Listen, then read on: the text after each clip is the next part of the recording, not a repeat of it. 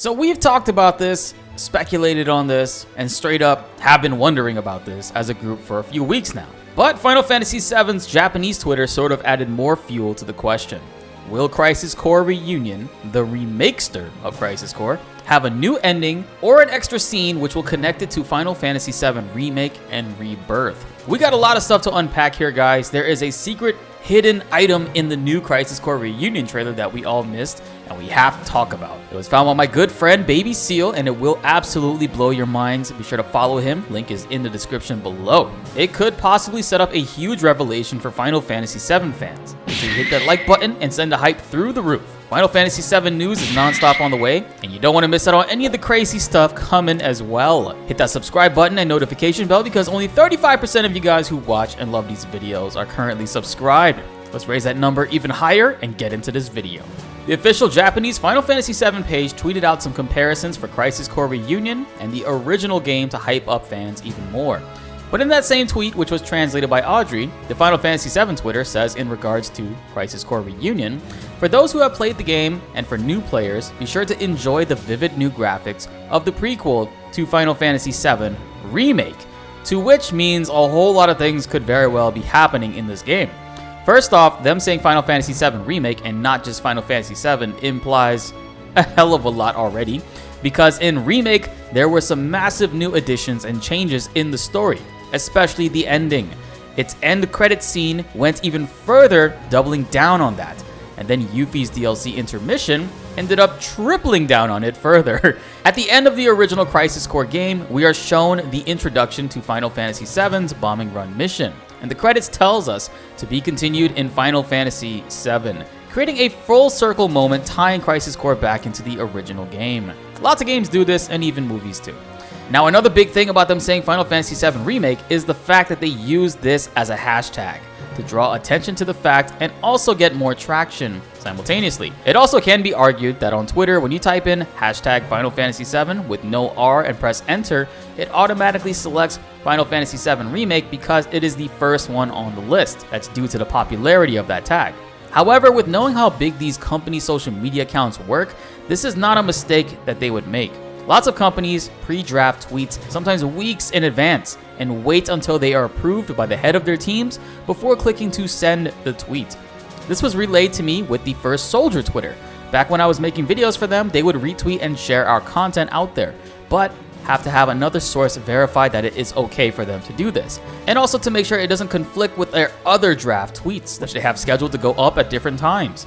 So I don't think this was an error that Square Enix or their social media handlers would make on their part, and Final Fantasy VII Remake was specifically chosen to be used. Another massive detail to show that Final Fantasy VII Remake will in fact have an influence on this game is if we look at the trailer and see the scene where Zack is fighting the behemoth.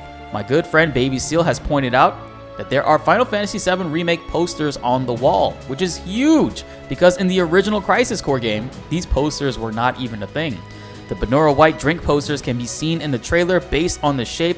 It's very faint and difficult to see, but the comparisons he linked below are solid enough to confirm this. They are directly from Final Fantasy VII Remake's assets. Now this means we most definitely will be stumbling across a stamp poster sometime in this game.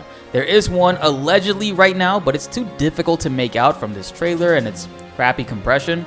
But once we see a Beagle stamp in Crisis Core Reunion, it would indicate that this is in fact the original timeline where Remake originally starts off, because we see the Beagle stamp many times in that. The Buster Sword was completely changed in the cutscenes for Crisis Core Reunion. In the original Crisis Core, it had a gold-plated design with a gold trim going around the materia slots. So, them changing it to match with Final Fantasy VII Remake's continuity could mean a lot more than we think. Even though it may seem like a small gesture, this is not a simple feat by just changing the game's FMV files. As Night Sky Prince suggested, they would have to go frame by frame, inserting the Remake Buster Sword in all the cutscenes in which it appears. Originally, I thought that at the end of the Crisis Core Reunion game, we would be getting a secret ending scene which would tie things into Remake and possibly explain what's happening at the end of the intermission DLC, with Zack being outside of the church and whatnot. However, now, I think that there's going to be multiple possibilities going forward for what this could mean. Crisis Core Reunion very well can end in the same exact way it originally does, and after the end credits play out, we get a continuation towards Remake and Rebirth, showcasing what are Zack's plans going forward or explaining details surrounding that, sort of giving us a glimpse of what we can expect with teasers. Another route they can go is that the entire ending is completely changed. Zack wins and defeats the infantry troops. We get the remake ending cutscene to play out with the Whispers disappearing, and we slowly move forward into an entirely new scene, where what the hell is going on is hopefully explained. My ideal route, however, which I hope happens, is both new and old endings are actually at the end of the game, and depending on if we win the infantry battle fight at the end, we get the new ending, or if we lose, we get the Crisis Core original ending. This would be a fun element to include, and I would greatly applaud Square Enix for getting it done. However, I do know it's a difficult task to expect among all the other things that they're currently doing for this game already. If you haven't seen it yet, I highly recommend you check out my recent video where we break down all the crazy new additions to Crisis Core Reunion that Square Enix tweeted about. Upon winning the battle as Zack, we would not only get the remake ending, but it would effectively change the Beagle stamp in this game into a Terrier one like it does in Remake. So many elements to look out for in this game, guys. It's going to be a very exciting time. After hearing about all the great changes coming to Crisis Core Reunion, I went from being excited to playing this game to I need this game inserted into me right now. Yes, you heard me correctly. It's a great time to be a Final Fantasy fan, especially if you love Final Fantasy VII. You're eating good and getting fed over the next few years.